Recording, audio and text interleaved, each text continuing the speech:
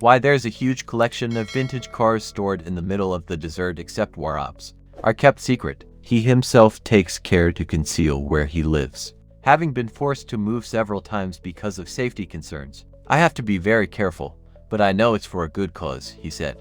I've been a crook before, and I deeply regret it. If this is the price I have to pay to redeem myself, then so be it. Back at the turn of the 21st century, Qatar was a country with few cultural attractions to keep visitors and residents entertained. Yet the Sheikh Faisal bin Qassim Al Thani Museum, known as the FBQ Museum, was a place that most people visited as an alternative to the then still rather ramshackle National Museum of Qatar.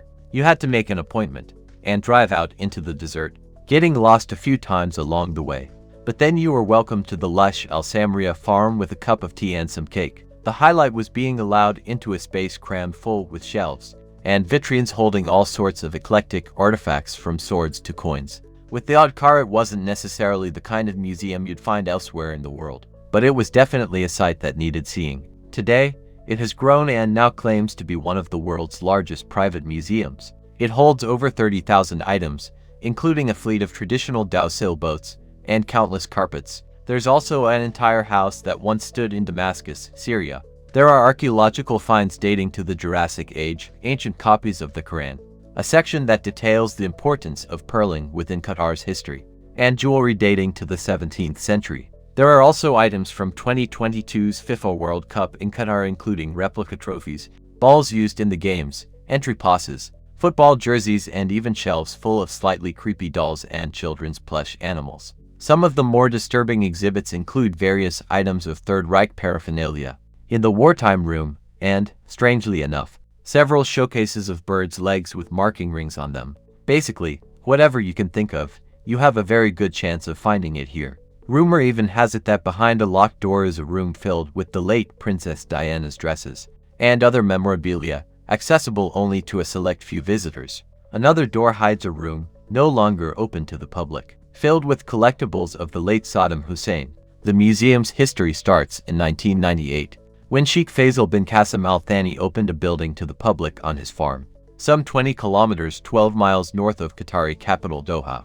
A distant relative of Qatar's ruling family, founder and chairman of Al Faisal Holdings, one of Qatar's biggest conglomerates, and a billionaire whose business acumen had him recognized as one of the most influential Arab businessmen in the world. Sheikh Faisal had already amassed a substantial private collection of historically important regional artifacts, plus a few quirky pieces of interest, allowing visitors an intimate look into Qatari life and history. In an interview with Qatari channel Al Rayan TV in 2018, Sheikh Faisal said that the museum started as a hobby. "I used to collect items whenever I got the chance," he said. "As my business grew, so did my collections. And soon I was able to collect more and more items until I decided to put them in the museum for the public to enjoy." His private cabinet of curiosities has since evolved into a 130-acre complex. Through the fort-like entrance gate lies an oryx reserve, an impressive riding school and stables, a duck pond, and a mosque built with a quirky leaning minaret. There's now even a 5-star Marriott hotel, 2 cafes, and the Zufa restaurant serving modern Lebanese cuisine. Of course, there's also the supersized museum, with a recently opened car collection housing everything from vintage Rolls-Royces to wartime Jeeps and colorful Buicks. Outside you'll find peacocks roaming the grounds, and signs warning drivers to be aware of horses and ostriches. Visitors to the FBQ Museum are free to explore the grounds, and can even enter the stables. Siem Halim, a private tour guide for 15 years, says that Doha now has many world-class modern museums, the National Museum of Qatar being a firm personal favorite. And yet he says that visiting Sheikh Faisal's museum should still be on everybody's to-do list, for those eager to learn about Qatar's and the region's heritage and beyond. The museum is an ideal destination, he says. "Personally, I'm captivated by the car collection, the fossils, and especially the Syrian house, painstakingly transported and reassembled piece by piece." Stephanie Y.